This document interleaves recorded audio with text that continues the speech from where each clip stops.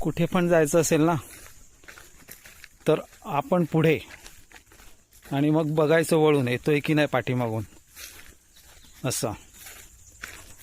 आता बघूया कुठे जातो. खाली जातो, खालच्या डाव्या साईडला की उजव्या साईडला. त्याला माहीत आहे उजव्या साईडला जायचं आहे, तरी पण गेला अरे बघा, असं असतं प्राण्यांचं. त्यांना बरोबर माहीत असतं की आपला माणूस कुठे जाणार आहे. माझा व्हिडिओ बघून ना कोणीतरी असं मला सांगितलं की काय एवढे लाड करतो कुत्र्याचे. बाबा तुम्ही खरंच ना, ज्यांच्याकडे नसेल ना आणि ज्यांना इच्छा आहे त्यांनी खरोखरच एक तरी प्राणी पाळला पाहिजे. आणि कसं असतं ना, प्राणी पाळला म्हणून त्याच्यासोबत ना बोलत राहायचं.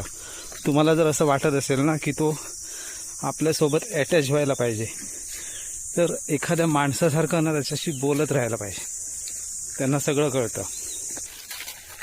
आम्हाला सर्व वाटा माहीत आहेत की आपल्या काजूमध्ये कुठून जायचं, कसं जायचं. आलो.